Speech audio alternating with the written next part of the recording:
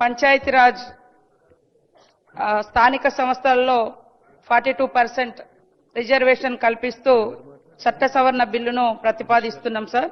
గత ప్రభుత్వంలో 2018 పంచాయతీరాజ్ చట్టంలో రిజర్వేషన్లను 50% పరిమితం చేస్తూ బీఆర్ఎస్ ప్రభుత్వం చేసినటువంటి చట్టం చేయడం జరిగింది. దాంట్లో 285A నిబంధన మరి సీలింగ్ పెట్టడం జరిగింది 50% వరకే.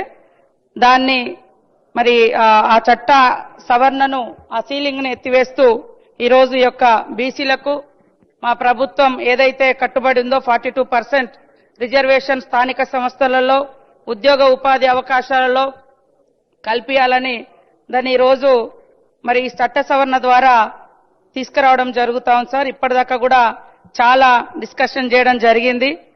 తెలంగాణలో బీసీలు అధికంగా ఉన్న రీత్యా జనాభా ప్రాతిపదికన రిజర్వేషన్లు కల్పిస్తామని ఆ రోజు మా నాయకుడు రాహుల్ గాంధీ గారు ఇత్నా ఆబాది ఉత్నా ఇస్సేదారి అనేటువంటి ఒక స్ఫూర్తితోటి ఒక సామాజిక న్యాయ మూల సిద్ధాంతానికి కట్టుబడేటువంటి మా ప్రభుత్వం మరి ఈ రోజు ఇంటింటి సర్వే ద్వారా ఆ తర్వాత డెడికేటెడ్ కమిషన్ ఏర్పాటు చేయడం ద్వారా మరి ఈ రోజు ఈ బిల్లును సమగ్రంగా శాస్త్రీయంగా అన్ని వర్గాలతోటి చర్చ చేసుకొని అసెంబ్లీలోకి తీసుకురావడం జరిగింది సార్. గతంలో కూడా 2 బిల్లులు తీసుకురావడం జరిగింది, ఆర్డినెన్స్ కూడా తీసుకురావడం జరిగింది.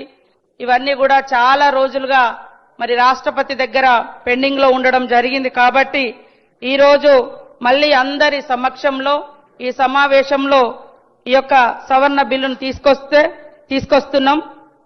కాబట్టి మరి అన్ని పక్షాలు బీసీల ప్రయోజనాలను ఆర్థిక సామాజిక రాజకీయ ప్రయోజనాలను దృష్టిలో పెట్టుకొని ఈ చట్ట సవరణ బిల్లును ఆమోదించాల్సిందిగా కోరుతా ఉన్నాను.